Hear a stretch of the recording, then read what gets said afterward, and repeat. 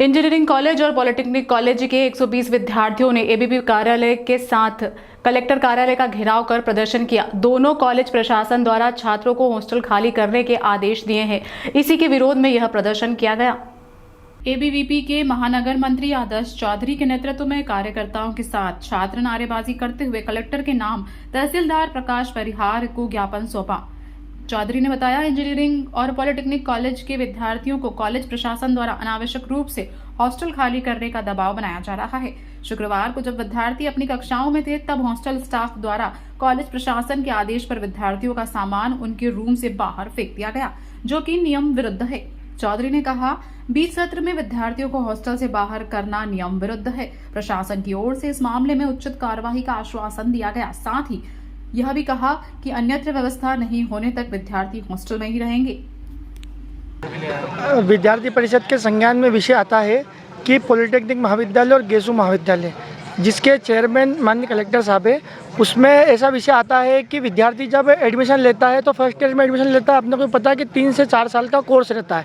उसमें विद्यार्थी first year में भी छात्रावास में अगर एडमिशन लिया है तो फर्स्ट ईयर में भी छात्रावास में रहेगा, सेकंड ईयर में भी छात्रावास में रहेगा और थर्ड ईयर में भी छात्रावास में रहेगा।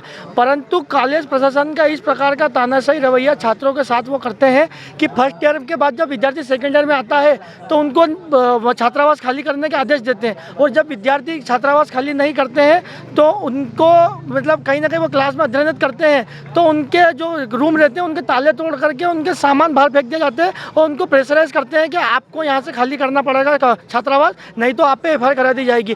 कहीं ना कहीं जो इस बारिश के मौसम में विद्यार्थी, पूरे हर जिले का विद्यार्थी, रीवा का विद्यार्थी भी वहाँ पढ़ता है, सतना का विद्यार्थी भी वहाँ पढ़ता है, ग्वालियर का विद्यार्थी भी वहाँ पढ़ता है, इतने दूर दूर के विद्यार्थी वहाँ पढ़ते हैं और वही छात्रावास की व्यवस्था देख करके जो एडमिशन लेते हैं तो वो इस बरसात के मौसम में कहाँ जा करके रहेंगे। पिछले 15 दिन से वो परेशान हो रहे हैं। कोई विद्यार्थी उसने अपने फ्रेंड के साथ रूम पे रह रहा है, कोई विद्यार्थी जो उनके परिवार के कोई जान पहचान वाले रहे उनके वहाँ रह रहा है, परंतु कोई विद्यार्थी कितने दिन तक अपने दूसरे के घर में रहेगा। उसी के साथ ना उनको मेस की सुविधा जो रहती है वो पूरी पूर्ण रूप से बंद कर दी गई है। उसी को लेकर के आज विद्यार्थी परिषद ने सुबह कलेक्टर कार्यालय का घेराव कर अनुशासित रूप से घेराव किया, और जो हमारी मांग थी वो ये मांग थी कि कहीं ना कहीं शासनिक रूप से कहीं जो अव्यवस्था हो रही है, कहीं ना कहीं जो मिसकम्युनिकेशन फंड को लेकर के हो रहा है, तो जब तक आपका जो वो फंड की व्यवस्था नहीं बनती है तब तक आप जो यथावत विद्यार्थी रहते हैं, यथावत जो है वो विद्यार्थी वहीं रहे, ऐसा एक आदेश करें। तो सुबह कलेक्टर साहब के प्रतिनिधि द्वारा हमको आश्वासन दिया जाता है कि जो विद्यार्थी है वो यथावत रहेंगे। इसको लेकर के हम तत्काल रूप से कलेक्टर साहब से मांग कर रहे हैं, परंतु सुबह के समय था और आज भी रात्रि का समय आप देख रहे हैं, विद्यार्थी कलेक्टर साहब के घर के सामने हम यहाँ बिस्तर बिछा करके सोएंगे जब तक हमको किसी प्रकार की लिखित। सर, क्या विषय है? छात्रों ने आज जो है कलेक्टर बदले के बाहर धरना दिया, क्या कहना चाहेंगे? इसमें यह है कि जो प्रथम वर्ष के जो करीबन 170 से ज़्यादा बच्चों के आवेदन आए हुए हैं और कॉलेज में केवल एक ही हॉस्टल है जिसमें 24 कमरे हैं और उसकी कैपेसिटी 48 है मैक्सिमम। इसीलिए प्रथम वर्ष के छात्रों को पिछले वर्ष से ये एडमिशन देने का तय हुआ था कि केवल प्रथम वर्ष के छात्रों को एडमिशन दिया जाएगा। उसी शर्त पे इन लोगों को भी जो अभी द्वितीय वर्ष में प्रवेश किए हैं इनको भी इसी शर्त पे दिया गया था कि आपको प्रथम वर्ष के बाद आपको हॉस्टल खाली करना पड़ेगा, बाकी अगले आने वाले प्रथम वर्ष के छात्रों को दिया जाएगा, क्योंकि इसमें संख्या काफ़ी कम है। दूसरी चीज़ है कि रैंकिंग की जो परेशानी होती है कि प्रथम वर्ष के छात्र के साथ यदि उसके सीनियर साथी रहते हैं तो रैंकिंग की आए दिन घटनाएं होती है। ऐसा तो नहीं है कि इनको उस चीज़ के लिए मजबूर एकदम से करा गया। पिछले 2 महीने से 3 बार इनको लिखित में नोटिस दिए गए कि आप अपनी व्यवस्था एग्ज़ाम के बाद कर ली जाए, क्योंकि प्रथम वर्ष के छात्रों को प्रवेश देना है, अदरवाइज़ उनको प्रवेश नहीं दिया जा सकता।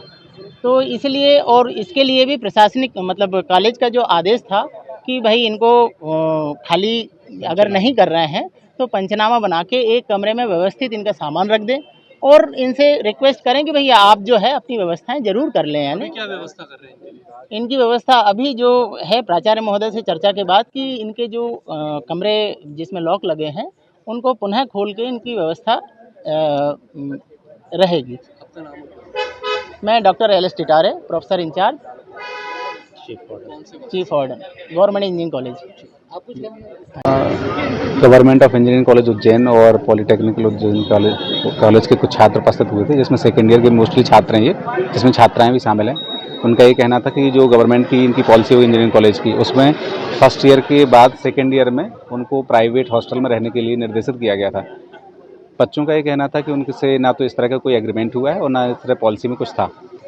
तो सामान्य रूप से उनकी मांगें ये थी कि हमें रहने दिया जाए और उनको जो हॉस्टल में जो सुविधाएं मिल रही थी, भोजन पानी इत्यादि की, और जो छात्राओं के साथ हॉस्टल में जो गार्ड वगैरह थे उनको यथावत रखा जाए, जैसे कि उनके सामान बाहर निकाल लिए थे, ऐसा कहना है। तो वापस से इनके government of engineering college Ujjain से टिटारे जी थे, उनको बुलाया गया, और RC Gupta ji polytechnical college principal थे, उनने सामने आश्वासन दिया है कि जब तक कि शासन से कोई इसमें ठोस डिसीजन नहीं आता लिखित में, या जो भी आश्वासन वहाँ से टेबल टॉक ये लोग करेंगे प्रिंसिपल सेक्रेटरी से लेकर तब तक के लिए यथावत स्थितियाँ रखी जाए, इसके लिए उन्होंने आश्वासन दिया बच्चों के सामने। और उसी के तारतम्य में उन्होंने ये बोला है कि छात्र जैसे भी रह रहे थे पूर्ववत स्थिति में जाके अपने रहें, और जो भी डिसीजन होगा शासन स्तर पर लिया जाएगा। बच्चे आश्वासन उनको दिया है, वो धीरे धीरे जा रहे हैं।